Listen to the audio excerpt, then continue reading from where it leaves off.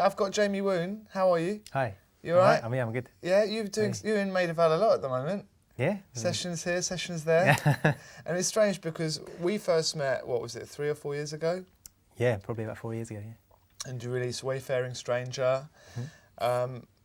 Tell us a little bit about that song, how that got made, and what you've been doing since then to be suddenly coming through in a big way right now with Night Air and the new album. So yeah, I put Wayfaring Stranger out in about 2006 on just a little label called Live Recordings. Gave me an opportunity to put something out. I'd been gigging on the acoustic scene for 2, 3 or 4 years prior to that, since leaving uni, and again you played it, and Marianne Hobbs played it, and Burial did a remix, and it just got my name out there a little bit, and it just got me into. I was sort of making a living selling my CDRs and at the time, and kind of doing that kind of stuff, and that, you know, with your support and that tune being out, I got a lot more gigs around Europe and different stuff, and I just kind of felt like, you know, I prefer to bide my time before making an album. So I kind of thought, you know, if I don't have enough songs, then, you know, the way you can like get rid of at least 10 of them, then I'm not ready to start. So that's kind of what I did really, and I just kind of got really inspired by, you know, loads of different types of music, and eventually was making demos. I got a laptop and I was making my demos, and I just thought, oh well,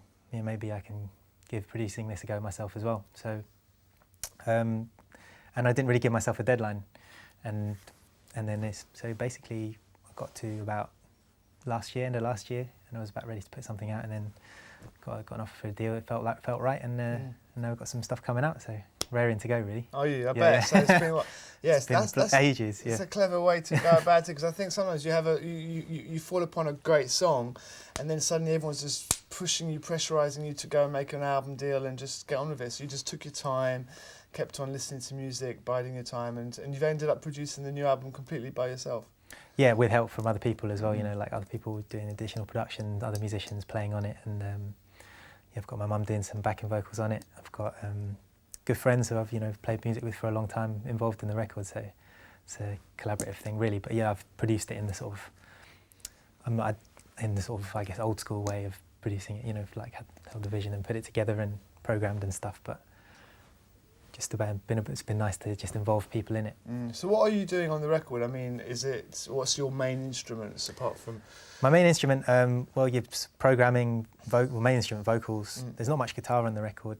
I just kind of got really into what you can do with computers really. It wasn't recorded live with lots of musicians in the room. It's very much a sort of layer by layer thing. So I think that's the sound of it. It's quite layered. And Bedroom, yeah, but quite big. Lots of reverb.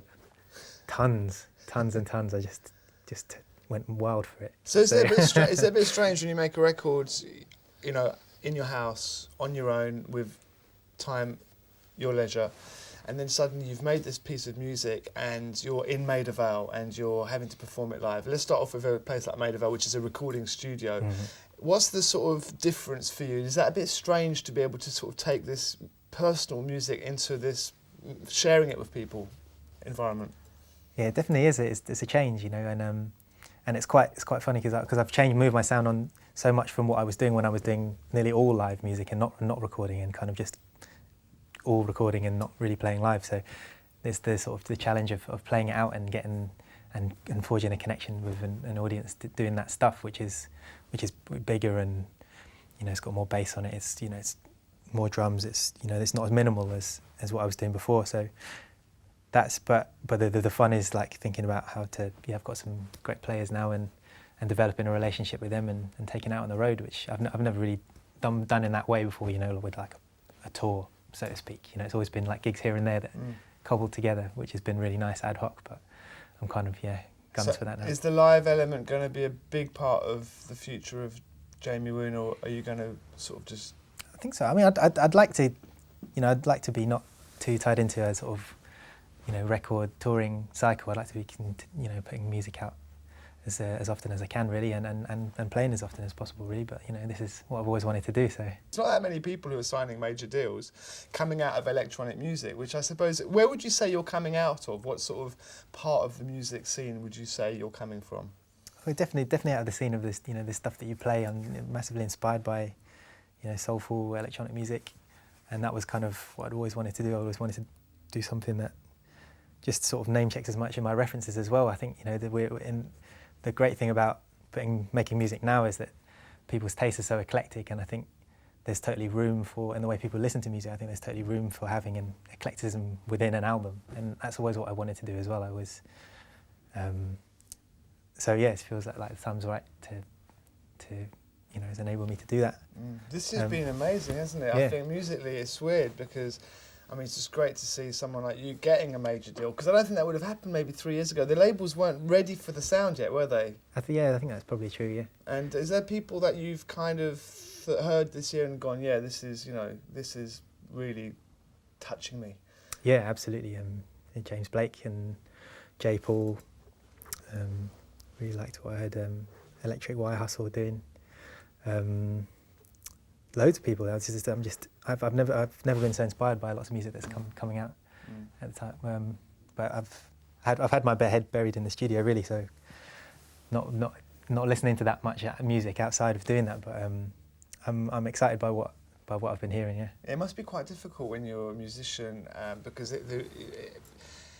whether you're playing a saxophone or just on your laptop, not when you're in the creative process, not to be listening to too much other stuff, because then it might sort of pollute your own music. Do you do that? Do you sort of purposely not try and shut off sometimes from listening to stuff? Yeah, exactly. I think that's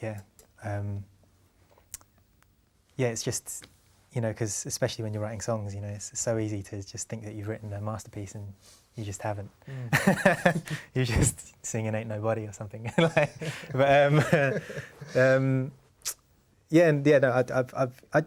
not too sort of po-faced about it, but obviously try and check out stuff every now and again. But I think it's about, I usually try and sort of make a time to listen to music, right?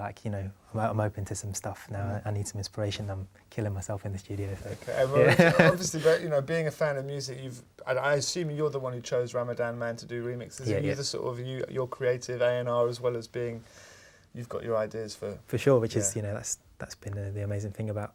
That's what felt right about signing to the label that I'm on, Polydor, and they've backed me to start my own imprint as well, and do stuff like that. So it just feels like a good time. Great. 2011.